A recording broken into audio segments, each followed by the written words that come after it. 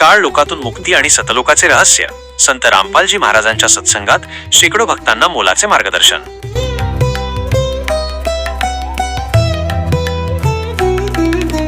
पग गोसावी.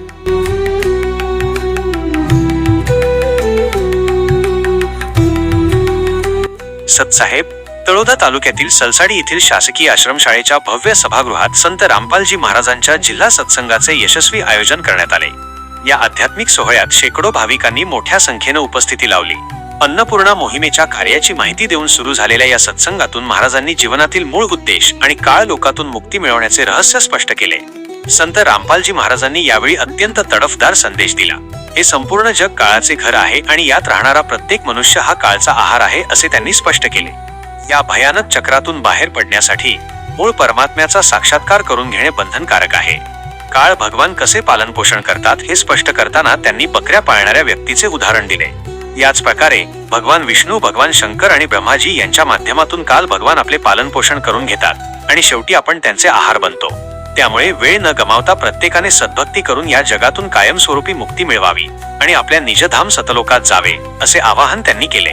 मानवी जीवनातील इच्छा आणि अभिमान यावर भाष्य करताना त्यांनी रावणाचे प्रसिद्ध उदाहरण दिले. काळ लोकात प्रत्येक जण इच्छेने भ्रमित आहे. एक इच्छा पूर्ण झाल्यावर अधिक मोठ्या इच्छेचा जन्म होतो. रावणाचे उदाहरण देणारा दोहा सांगून त्यांनी या जगाचे वैचित्र्य स्पष्ट केले. 1,00,000 पूत, 1,25,00,000 नाती, ता रावण घर दिया ना बाती. रावणाला 1,00,000 मुले आणि 1,25,00,000 नातवंडे असूनही त्याच्या कुळात दिवा लावायला कोणीही शिल्लक राहिले नाही. म्हणून माणसाने वेळेतच भक्ती ओळखावी आणि या नश्वर काळ लोकांपासून दूर व्हावे. त्याचबरोबर कबीर साहेबांच्या दोह्याचा संदर्भ देत त्यांनी सांगितले की पूर्ण परमात्म्याच्या भक्तीशिवाय कोणताही कुल, वंश, प्रतिष्ठा व्यर्थ आहे. ते यासाठी दोहा सादर करतात. कबीर कुल खोय कुल होत आहे, कुल राखे कुल करणे. राम निकुल कुल भेंटलो सब कुल रहा समाये. ते म्हणतात, मूळ परमात्म्याला ओळखायचे असेल तर ज्ञान देणारा सर्वात महत्वाचा ग्रंथ म्हणजे सूक्ष्मवेद होय. त्यानंतर 4 वेद आणि त्यांचे सार म्हणजे श्रीमद भगवत गीता आहे. गीतेतील रहस्यावर प्रकाश टाकताना महाराजांनी स्पष्ट केले की गीतेत परमात्म्याचा मंत्र ओम असा दिलेला आहे, मात्र तत् आणि सत हे गुप्त ठेवण्यात आले आहेत.